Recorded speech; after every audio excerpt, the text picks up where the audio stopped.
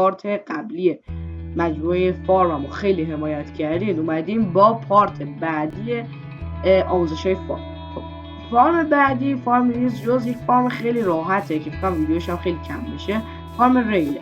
که فارم ریل هم یک گلیچه که میتونه به شما به مقدار خیلی زیاد ریل بده. مثلا این ریل هست ریل مثلا این ریلا با گول درست میشه، پاورد ریلا که خیلی هم سخت، ردستون میخواد، ریل میخواد، کلا کار سختیه که ما میتونیم با یک گلیچ اینا را به مقدار بی‌نهایتی ریل درست کنیم. خب ما 4 تا اسلایم بلاک میخوایم. یک حالا میگه اسلایم بلاک خیلی سخته، منم حتما آموزش فارم اسلایم براتون حتما میذارم. و بعدی استیک پیستون میخواد.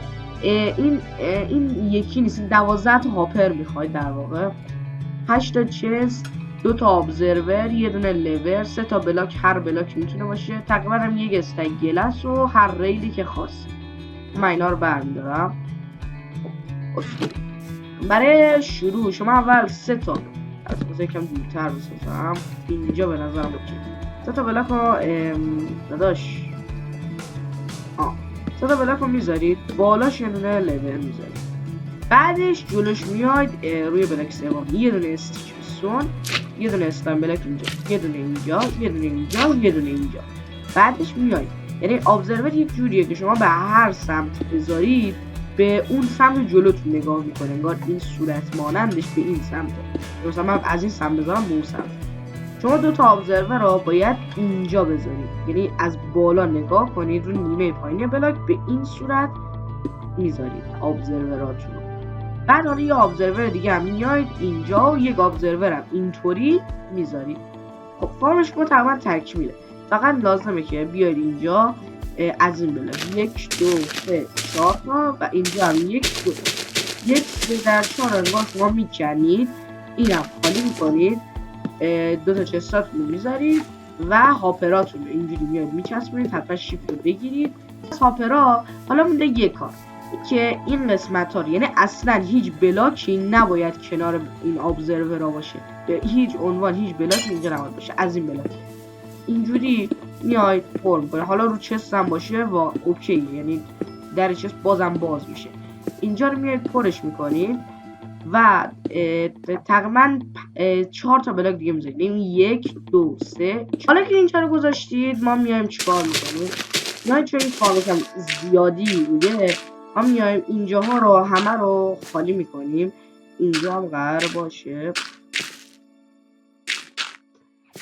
میاید و اینجا یعنی چی بهتون بگم، یه دونه چست اینجا میذارید، بعدش میاید یه دونه هاپر اینجا، بعدش اینجا رو بیاید پرش کنید. وات هاپرم چی شد؟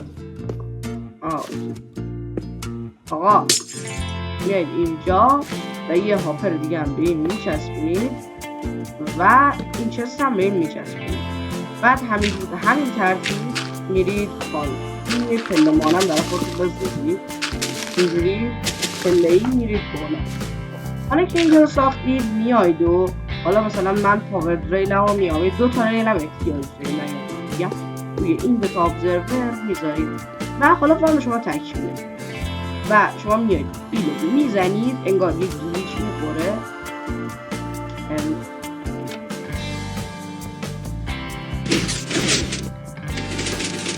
اینه دیدش، اینه اینجوری عقب بودن میشه و یه باگ میخوره، همینجوری به شما ریل میده.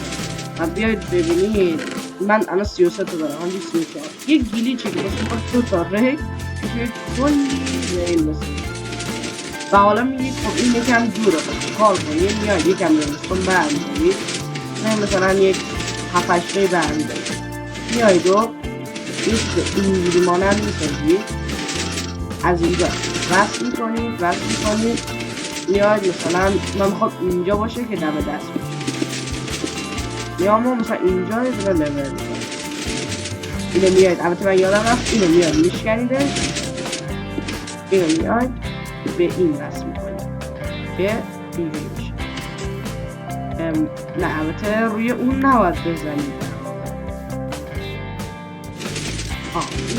توی بیستون نباید بزنید تا اینجا می‌رسید و اگر خواستید خاموش کنید اینجوری، اگه خواستید روشنش کنید یه دونه ریز کنید و تمام خواب خیلی راحت ما ساخته میشه. خب بچه‌ها مرسی که تا اینجا ویدیو نگاه کردید. اگه ویدیو رو دوست داشتین حتما لایک کنید و کانال منو حمایت کنید و کامنت هم بذارید و بازم از این آموزش‌های فارم میخواید چنل منو ساب کنید و ویدیو رو حمایت کنید. همون حمایت کنید. خلاصه خدا نگهدار همتون.